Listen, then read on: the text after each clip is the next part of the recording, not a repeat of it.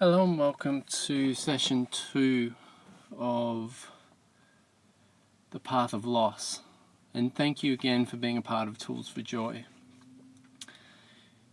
So the path of loss, just to reiterate from last week, is the recognition that we don't need to become something better or attain something in order to be happy.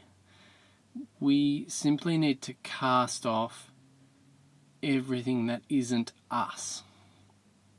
And today I want to define that a little bit more clearly and just talk you through exactly what that means and how we start to practice it within our meditation practice.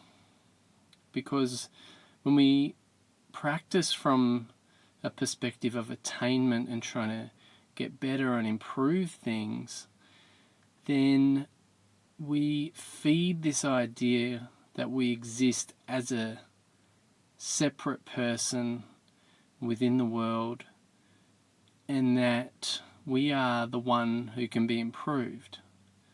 So I often say that there's the story self, which is the one that's created from memories and projections. And then there's your true self, which is what we're going to delve into today. And when we feed the story self, then we're building up further barriers to the experience of the true self.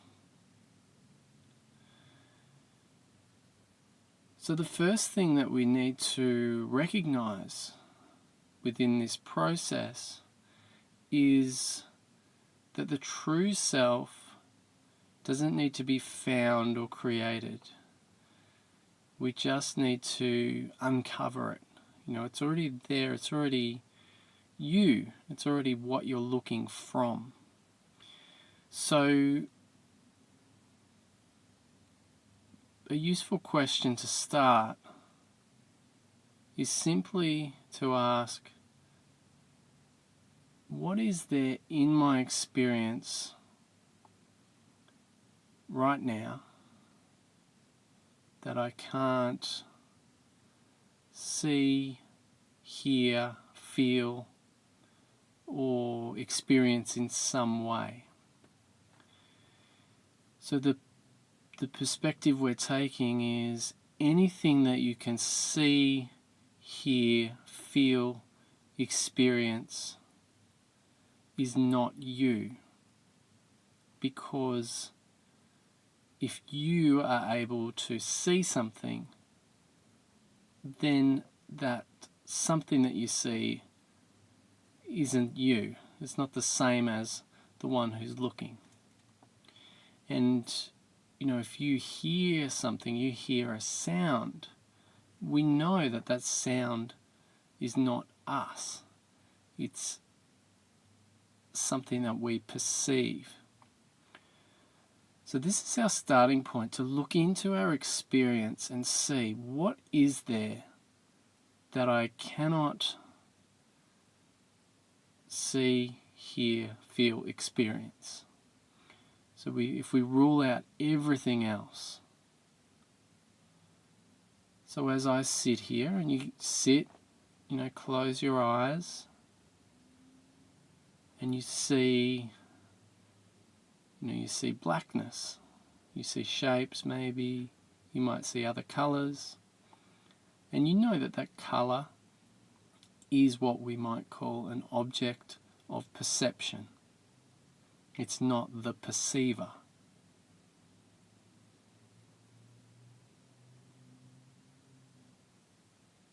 You can hear these words, and again, we know them as an object of perception. Even thought. Thought arises in this space that we're looking into, and we can see thought. We can perceive it. It's not the perceiver.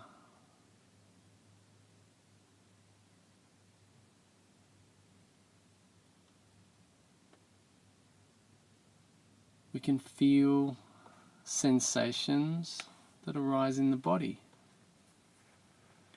And so that we know that this body, again, is an object of our perception. And I'm not trying to say that it exists or it doesn't exist. We don't need to worry about that. All we need to notice now is that the body is something I perceive. Okay, so then we might ask, who perceives the body? If we leave everything alone that we can perceive and just let it be, and sit with that question, who is or what is perceiving all of this?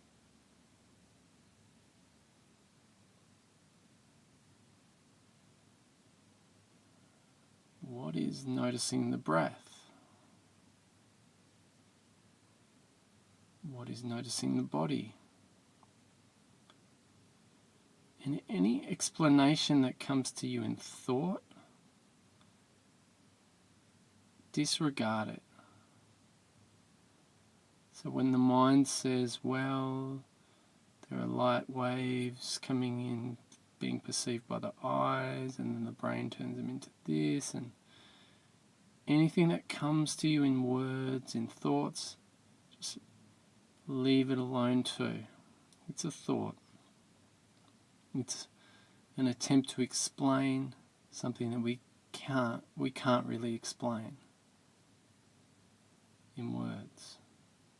So what is it that perceives? Just sit with that question.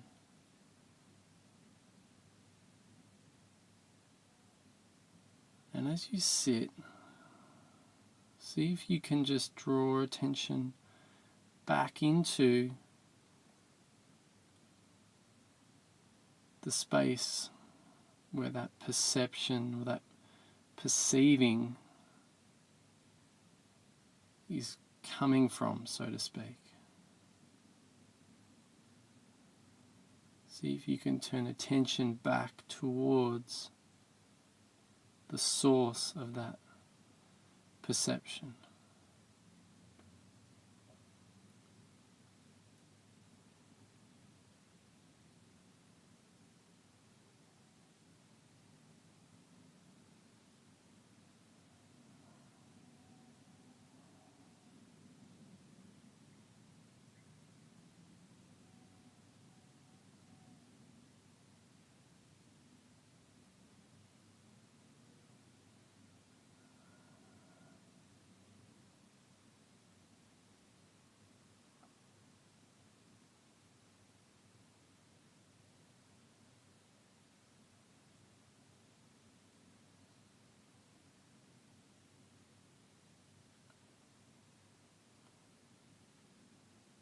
Now this practice can prove a little tricky because it feels like we're looking into nothingness. And so for the mind, it's not particularly interesting. Even compared to breath awareness or body awareness, sense awareness, looking back into this source is not that exciting, because the mind is not maybe as curious as you are about this question of what am I, what is this that perceives.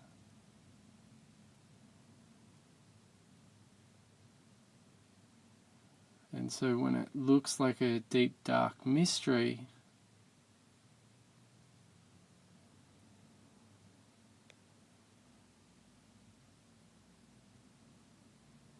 then attention can easily be drawn elsewhere.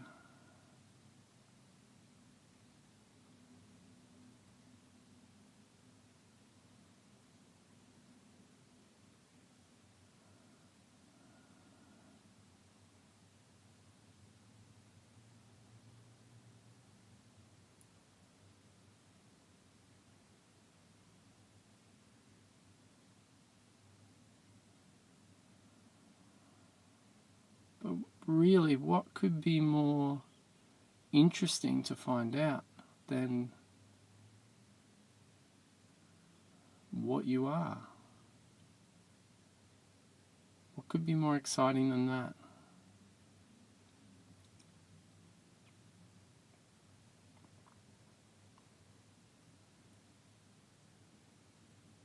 So again, we're just losing interest in everything that arises.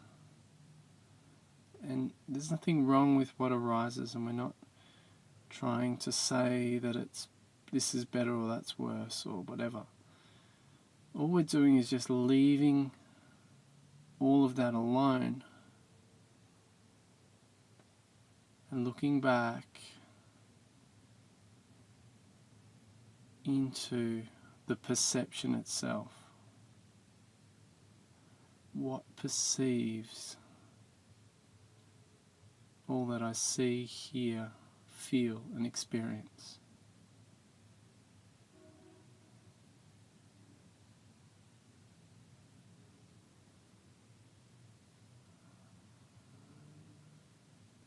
And if it's difficult to get the feel for this straight away, just keep at it. Just keep eyes closed, looking into this.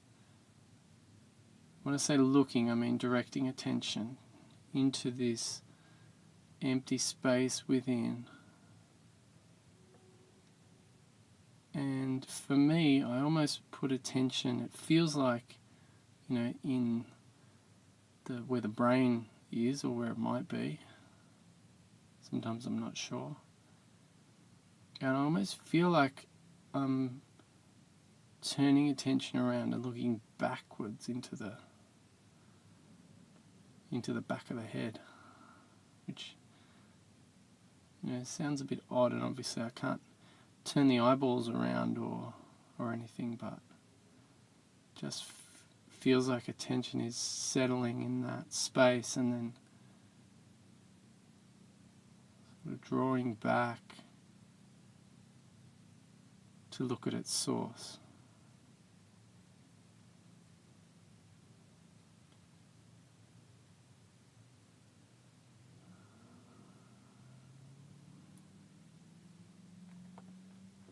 So I'd like to leave it there for tonight